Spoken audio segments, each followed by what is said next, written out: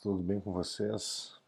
Hoje a aula é sobre pressão atmosférica e a pressão vai pegar, porque dentre os elementos climáticos é o que explica mais a dinâmica atmosférica, toda a movimentação da atmosfera, tá? E a gente não vai concluir isso só nesse vídeo, tá? A gente vai iniciar isso hoje, mas a gente precisa dar uma destrinchada para que vocês consigam acompanhar. Então, vamos lá. Primeiro, gente, tá? O que a gente chama de pressão atmosférica, tá? Os gases, eles exercem uma força sobre a superfície, né? Pode parecer que não, mas sim. E essa coluna de gases que se acumula junto à superfície, ela gera uma força por unidade de área. Então é assim que a gente define o que é, na verdade, uma pressão atmosférica. Vamos fazer uns registros hoje, porque isso aqui é bem importante. Olha só, pressão atmosférica, ela vai ser, na verdade, né, a força que os gases exercem por unidade de área na superfície da Terra, ou sobre os nossos corpos, a mesma coisa, certo? E, muito bem, como é que essa pressão ela varia? Como é que essa quantidade de gases por área ela pode variar, certo? Ela pode variar de uma forma bem simples, verticalmente, e horizontalmente, a coisa um pouquinho mais complexa, tá? Vamos dar uma olhada aqui na apresentação agora. Olha só. Imagina o seguinte, prestem atenção nas figuras B e C ali. A gente tem, em tese, uma mesma área, o mesmo volume, desculpa, tá? Ou seja, são formas com o mesmo tamanho, mas a gente tem uma quantidade de moléculas muito maior em B do que em C, correto? Então, uma pressão maior ou menor, a gente define simplesmente pela quantidade de moléculas, né, de gases aí dentro de uma unidade de área, tá? Como que essa variação ela acontece? Como eu estava falando lá anteriormente, verticalmente é muito simples. A gente já viu isso quando nós estudamos a estrutura vertical da atmosfera. Os gases eles são atraídos junto à superfície pela simples ação da gravidade. Desta forma, quanto maior a altitude, menor vai ser a pressão atmosférica. E é por isso que a gente sente aquele desconforto, seja quando a gente viaja de avião, mesmo a cabine sendo pressurizada, né? Essa pressurização não é perfeita, ou quando a gente sobe a escarpa do Planalto em direção ao norte do Rio Grande do Sul, né? Quando a gente vai ali para Gramado, Canela, quando a gente entra naquelas áreas mais íngremes em direção ao norte do estado, a gente passa por uma grande elevação, né? Uma grande variação altimétrica em uma pequena variação horizontal. E por que a gente sente esse desconforto no ouvido, né? Porque os nossos tímpanos, eles eles precisam se regular a essa nova condição de pressão e é a partir disso que as ondas sonoras elas propagam, né, e a gente consegue escutar adequadamente. Então toda vez que a gente sente esse desconforto, é na verdade o nosso sistema auditivo tentando se readequar a uma nova condição de pressão atmosférica, certo? Então a primeira regra é bem simples, tá? Tão simples quanto isso aqui, verticalmente. Maior altitude, né, a gente vai ter então menor pressão atmosférica. Tudo bem? A gente diz o seguinte, né, para a gente depois a gente vai interpretar cartas sinóticas e imagens de satélite e às vezes vocês têm acesso a essas informações que estão disponíveis em previsão do tempo, né? A gente sempre vai dizer assim, se vocês pegarem um barômetro nada mais é do que um equipamento que mede pressão atmosférica, tudo bem? Se a gente pegar um barômetro ao nível médio do mar, tá? Ou seja, a zero metros, nível médio do mar, e a temperatura estiver marcando 15 graus Celsius, obrigatoriamente a pressão atmosférica terá que ser igual a 1012 milibares ou hectopascais, que são as unidades de medida. Então, qualquer dado superior a 1012 milibares ou hectopascais será considerada uma área de alta pressão, né? Já menor do que 1012 milibares, uma zona de baixa pressão. Então, 1012 milibares é o que marca um barômetro ao nível médio do mar e com a temperatura de 15 graus Celsius, certo? Agora, à medida em que a altitude aumenta, então essa pressão ela vai caindo. Horizontalmente, a coisa ela não é tão simples assim, a gente vai ver. Mas o que guia o comportamento da pressão no sentido horizontal, na superfície terrestre, é a questão da temperatura do ar. Então, aí é o princípio básico lá de calorimetria, certo? Ou seja, quanto mais quente for o ar, mais ele expande. Se mais ele expande, menos moléculas eu tenho por área, logo a pressão cai. Então aqui a gente tem uma relação que é inversa, né? Ou seja, quanto maior a temperatura do ar, menor vai ser a pressão atmosférica.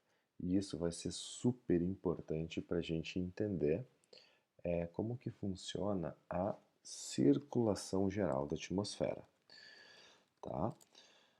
Mas o que tem a ver, professor, pressão com circulação geral da atmosfera?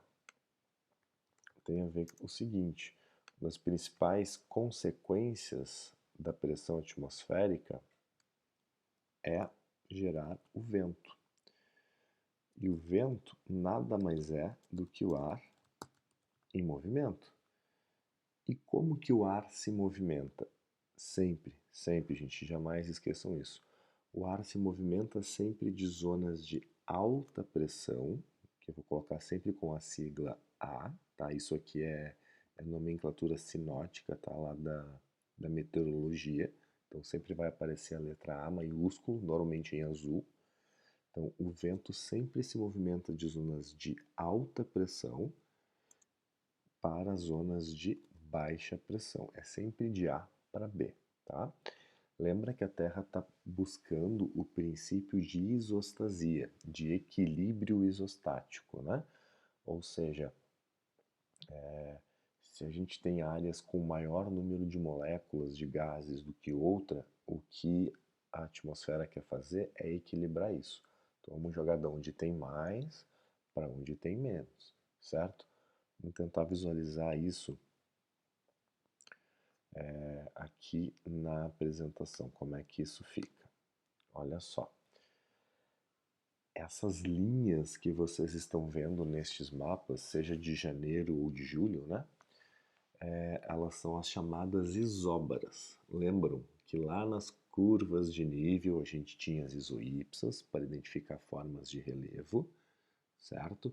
Eu já mostrei para vocês no início desse ano as isotermas, que são as linhas de temperaturas médias do planeta, e agora estão aqui as isóbaras, tá?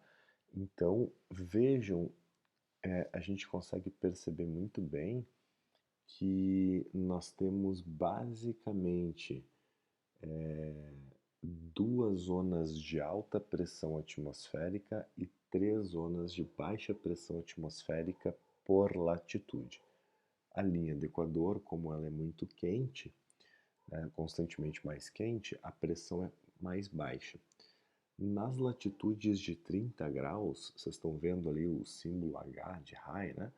São as zonas de alta pressão predominantes. E nas zonas subpolares, a gente vai ter novamente zonas de baixa, né? Seja na região próxima ao continente antártico ou continente ártico. E as regiões polares propriamente ditas elas têm alta pressão. Isso eu vou explicar melhor já já, tá? O que eu quero chamar a atenção aqui somente é que vocês vejam a distância entre as isobras. Lembra que quanto mais próximas eram as isoípsas, maior era o acidente geográfico, maior era a elevação do terreno? Pois então aqui funciona da mesma forma. Se o vento é o ar em movimento e o vento se movimenta, né, o ar se movimenta das zonas de alta para as zonas de baixa pressão, quanto maior for aquilo que a gente chama de gradiente adiabático, né? O que é um gradiente adiabático? É a diferença de pressão entre um ponto e o outro. Quanto maior for essa diferença de pressão, mais fortes serão os ventos, né? Então, por que que muitas vezes a gente tem uma tempestade quando está chegando uma frente fria, seja ali no verão ou no inverno, né? Porque normalmente a gente está com um ar mais quente predominante aqui no estado, vem um ar mais denso das regiões polares, né? Ou seja, do próximo continente antártico, um ar muito frio, muito denso, certo? E quando esse vento ele se aproxima, isso gera um enorme gradiente adiabático entre as duas zonas. Isso faz com que o vento sopre muito forte, né? Gerando, por exemplo, tempestades mais severas.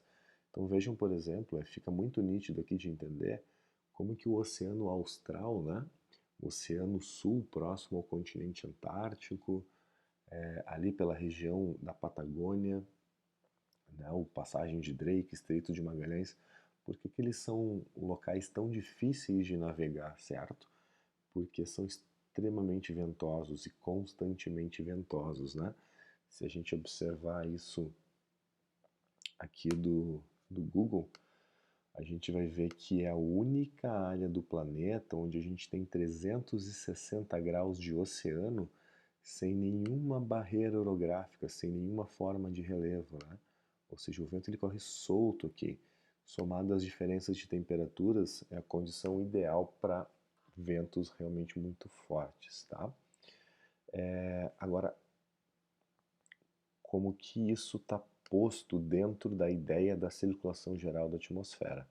Eu acabei de dizer para vocês que horizontalmente a pressão atmosférica varia com a temperatura, portanto, o princípio básico de calorimetria. Mais quente, menor pressão, mais frio, maior pressão. Ora, se isso é uma verdade, como que as regiões subpolares, então, elas podem ser zonas de baixa pressão, né? Elas não deveriam ser de alta, já que elas são regiões mais frias. Vamos tentar entender como é que isso está posto aqui. Tudo que eu vou mostrar para vocês agora é o que a gente chama de uma circulação geral, tá, gente? Na verdade, na prática, a gente vai ver que às vezes a coisa é bem mais complexa do que isso. Mas, de uma forma geral, a gente consegue perceber esses padrões observando as cartas sinóticas, tá? A gente vai dar uma olhada nisso no próximo vídeo. Então, se a gente partir desse princípio básico, maior altitude, menor pressão, ar mais quente, menor pressão, o que que a gente consegue entender? Vamos partir do princípio, ó, como a gente tem aqui, nas latitudes de 30, por exemplo, onde está Porto Alegre, vocês concordam que na latitude de 30 a temperatura média é menor do que a temperatura média da linha do Equador, certo? O Equador não tem maior insolação, então ele é constantemente mais quente, correto? Isso gera uma circulação superficial, de tal forma que o ar se movimenta das latitudes de 30, seja sul ou norte, em direção à linha do Equador. Estão vendo essas setinhas aqui? Elas estão indicando isso, tudo bem? Estes ventos, eles são os chamados ventos alísios, né? Por que que eles sopram das latitudes de 30 em direção ao Equador? Ora, se na latitude de 30 é mais frio do que no Equador, aqui e aqui, então nas latitudes de 30 eu tenho zonas de alta pressão atmosférica mais constantes. Logo, esses gases, eles saem da onde essa densidade é maior e vão para onde essa densidade é menor, que é na linha do Equador devido à temperatura. Quando chega na linha do Equador, o que acontece com todo esse ar que já está carregando umidade, né? Ora, ele vai ascender sobre o Equador, porque quando ele chega no Equador, está muito quente, o ar que chega junto à superfície, ele aquece. Se ele aquece, ele expande.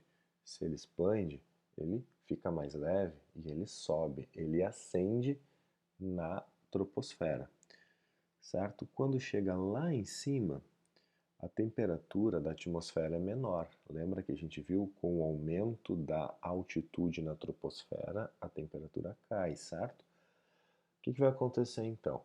Se formam nuvens, né? Porque esse ar ele vai começar a condensar, ele vai comprimir pela diminuição da temperatura, vai formar nuvens e vai expelir essa umidade na forma de chuva, tá? O ar mais frio e mais seco agora, ele tende a cair, certo? Porque ele está mais denso lá em cima. Só que ele não consegue cair diretamente aqui na linha do Equador porque tem constantemente vento subindo aqui. Então esse vento ele é desviado, ele é obrigado a cair lá nas latitudes de 30 novamente. Todo esse circuito aqui, ó, é o que a gente chama de célula de circulação de Hadley, né? Seja aqui no hemisfério sul ou ali no hemisfério norte. E essa célula de circulação de Hadley, ela é composta por três partes importantes. Uma delas, né, são os ventos superficiais, que correm das latitudes de 30 para o Equador, que são os ventos alísios, como eu já havia comentado. Nessa partezinha específica aqui, ó, quando ocorre a ascensão dos ventos alísios e a formação de nuvens, esta é a famosa zona de convergência intertropical que vocês sempre ouvem falar aí na previsão do tempo, tá? É a chamada ZCIT, Zona de Convergência Intertropical, que marca a ocorrência de chuvas na Amazônia todos os dias, por exemplo, tá? Quando essa umidade ela cessa, então o que vai acontecer? Esse vento ele retorna de alta troposfera para a superfície. Estes são os chamados contra-alísios. Então, alísios, ZCIT, contra-alísios. Por isso que a gente vai ter então zonas de alta nas latitudes de 30 e zonas de baixa equatoriais, certo? Essa célula de Hadley é muito importante para explicar a climatologia e a circulação atmosférica do Brasil. Eu vou mostrar isso com mais detalhes para vocês mais adiante, tá? Agora, se a gente fizer esse mesmo raciocínio, vão existir também outras células. A gente vai ter a célula polar, que sopra do polo mais frio para uma região subpolar, certo? O princípio é o mesmo da célula de Hadley. Mais frio, mais quente, então ele sopra neste sentido, alta, baixa, né? E depois ele retorna. São os ventos polares e apolares. Então vejam que por a gente ter a formação destas duas células que correm neste sentido, é obrigatório a formação de uma terceira célula aqui no meio, no sentido oposto. Ou seja, vejam que as zonas de alta pressão, elas são zonas de subsidência dos ventos. Os ventos vêm de alta troposfera, frio e seco, né? Ora, se o vento vem de alta troposfera, ele é frio e seco, e depois ele esparrama na superfície, né, isso explica por que são nas latitudes de 30 graus que a gente tem os principais desertos do planeta. Vejam só, não estou mentindo aqui, ó. Latitudes de 30, a gente tem a Patagônia, o deserto do Atacama, o deserto, né, de Mojave,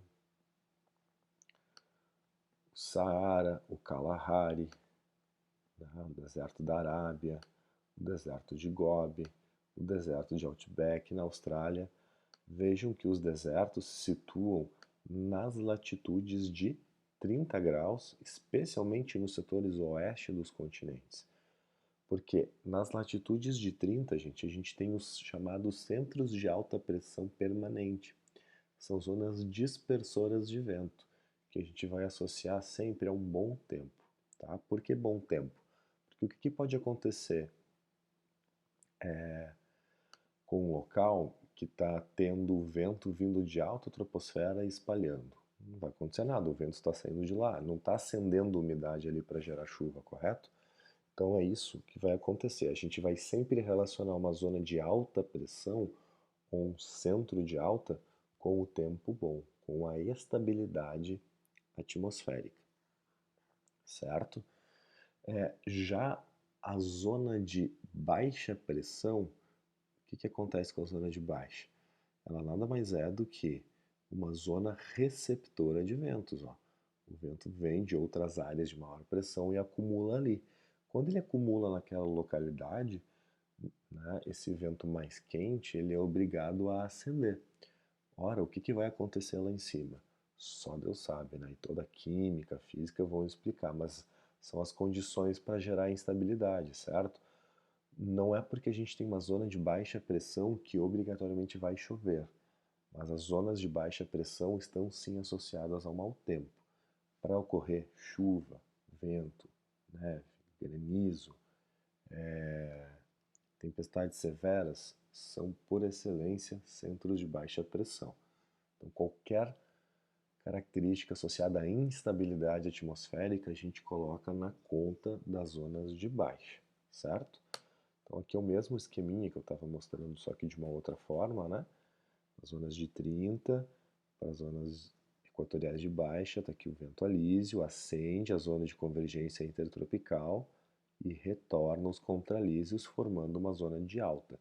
Aqui dá para ver bem como as zonas de alta pressão são zonas receptoras de vento, ó, e as zonas de baixa pressão são zonas receptoras de vento, tudo bem?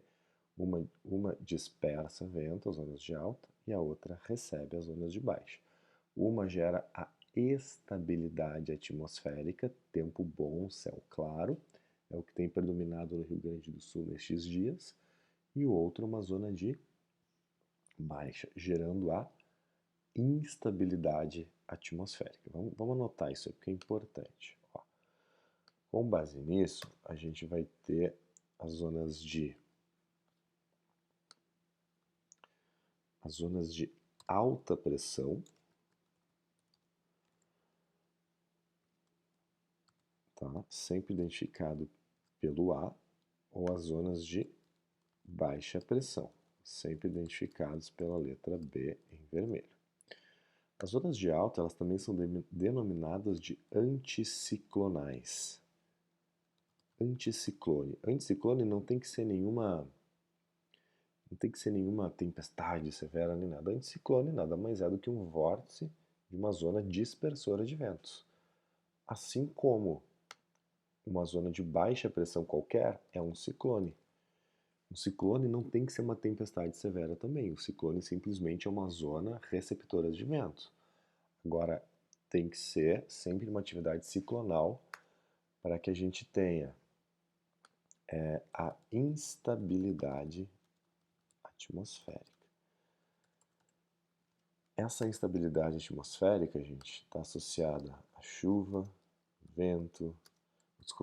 chuva, granizo, tempestade, furacão, tornado, tudo que vocês possam imaginar do ponto de vista da atmosfera, que é um evento extremo, está relacionado a uma zona de baixa pressão.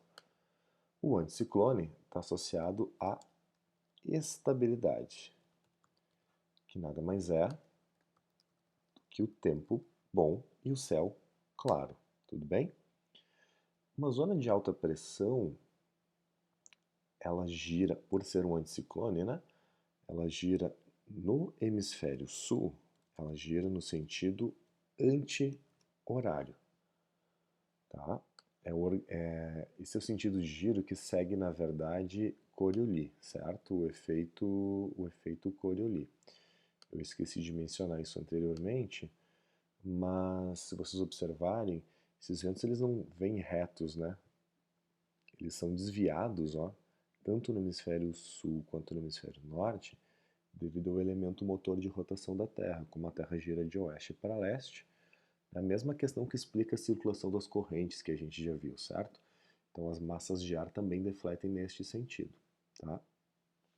Isso vai explicar também a circulação dos ciclones e dos anticiclones. De tal forma que, no hemisfério sul, um anticiclone ele gira no sentido anti-horário. E, no hemisfério sul, um ciclone gira no sentido horário. Se vocês quiserem fazer a mágica para o hemisfério norte, é só inverter tudo, certo? Lembra do efeito Coriolis, tudo bem? Uma zona de alta pressão, uma zona dispersora de ventos, e uma zona de baixa pressão é uma zona receptora de ventos, tá? Eu sei que essa aula é um pouquinho complexa, gente, mas isso aqui é super importante. Se vocês tiverem alguma dúvida, dá uma revisada no vídeo, ou tiverem alguma coisa que não ficou claro, né? Me manda e-mail que eu explico. Isso aqui é super importante. E na aula que vem, no próximo vídeo, a gente vai ver como isso funciona na prática com a movimentação ali das imagens de satélite e interpretação de cartas sinóticas. Tudo bem? Até a próxima aula aí. Bom descanso para vocês.